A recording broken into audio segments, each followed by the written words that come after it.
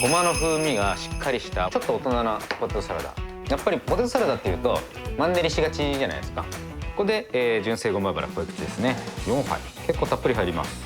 ポテトサラダのねレパートリー広がっていいんじゃないですかね。ごまの香りがすごいですね。他のおつまみ食べてまたここに帰ってくる漬物要素ありますよ。漬物要素。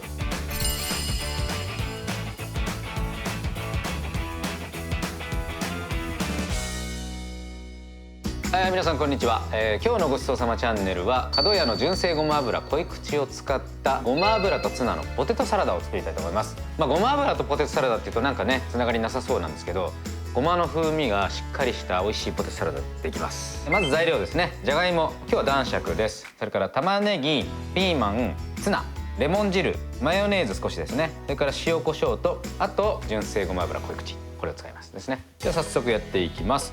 まずじゃがいもですね。じゃがいもの下茹でしていきます。あんまり大きすぎずこのぐらいのサイズでいきますかね。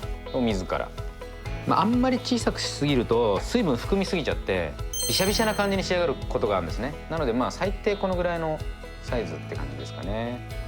火かけます。でお水から茹でる理由もいくつかあって、要はじっくりと火を入れていかないと外から中心に温度がいくまでに時間かかるわけですね。それを熱い熱湯の中に入れると表面だけめちゃめちゃ熱されて中に熱いくまでに表面のダメージが多いんですよ。なので水からですね。ピーマン切っておきます。玉ねぎとねほぼ大きさ揃えてもらえるといいと思うんですね。玉ねぎはみじんしてあるのにピーマンがみじんしてないのになんか不思議な感じですけどね。どういうあれなんでしょうかね。ピーマンも大きすぎず小さすぎず、はい、こんな感じで。あとじゃがいも茹でるまで待機ですね。じゃあ竹串刺してもうふっとスッと入るぐらいですね。もう完全に火が通ってる状態です。火を止めてまずお湯切ります。水気切ったら一度鍋に戻してこれもう一回火にかけます。そうするとじゃがいもの表面の水分飛びますね。仕上がりが水っぽくならないように、余分な水分飛ばすという作業です。表面が粉々してきたら OK ですね。水分飛んでます。そしたらこういうガラスのボウルにじゃがいも入れ替えてでこれ潰していきます。こういうマッシャーがなかったらすりこぎとかですね、木べらちょっと時間かかりますけどね、でも潰せますんでね、結構滑らかな方がいいと思います。このごま油とツナのポテトサラダに関してはだからしっかり潰しちゃっていいと思います。この熱々のうちにまず玉ねぎでここで玉ねぎにうっすら火が入るんですね。そうすると辛み抜けるんで、かつ最終的にごま油とかレモン汁とかマヨネーズ入れて味作るんですけど、熱いうちにマヨネーズとかレモン汁とか入れられないんですよ。飛んじゃうので。なので玉ねぎ入れて少しでもちょっと温度を下げるスピードを速めるっていう感じですかね。でさらにツナも入れちゃいます。ツナも同じですね。同様です。ツナに火を入れる必要はないんですけど温度を下げるという作業ですね。まだ熱いですね。ここでこういうものでねちょっと急いですっげえ時間かかんじゃないですかこれよくポテトサラダの失敗で一番多いのはまだ温度が高いうちにマヨネーズ混ぜて、そうすると油が溶け出したからすごくなんていうかな油っぽく仕上がるんですよね。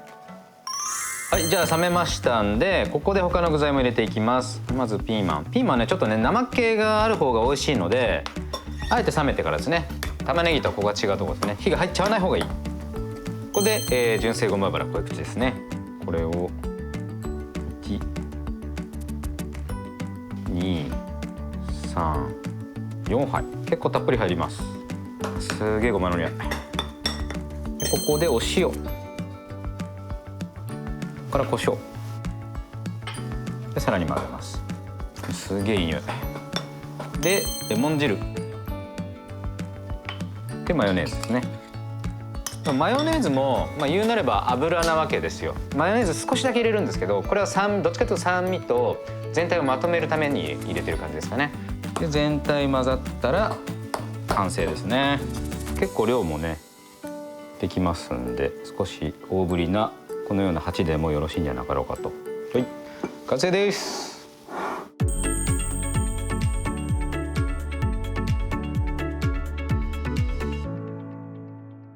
やー滑らかなんですよ、すごく。いただきます。ごまの香りがすごいですね。めっちゃすんごい滑らかです。レモン果汁入ってるんで後からこう酸味をかけてくる感じですね。もうつまみですねこれね。美味しいです、すごく。もう最初に食べて他のおつまみ食べてまたここに帰ってくる漬物要素ありますよ。漬物要素合いますね。やっぱりポテトサラダっていうとマンネリしがちじゃないですか。どちらかというとやっぱりマヨネーズ主体で作って、ハム、きゅうり、玉ねぎであと具材変えてやったりもするんですけど、すごく滑らかで美味しいポテトサラダできます。純正ごま油濃い口やっぱり香りすごい強いので、なんか油ベトベトした感じじゃなくて香りの強さがより強調される感じですかね。これだけ油入れてもなんかちょっと大人なポテトサラダ、しかも男っぽい、男子おつまみじゃないですかこれね。ねってというわけでぜひねこれも一つのバリエーションとして一回作っていただいてポテトサラダのねレパートリー広がっていいんじゃないですかね。ごちそうさまでした。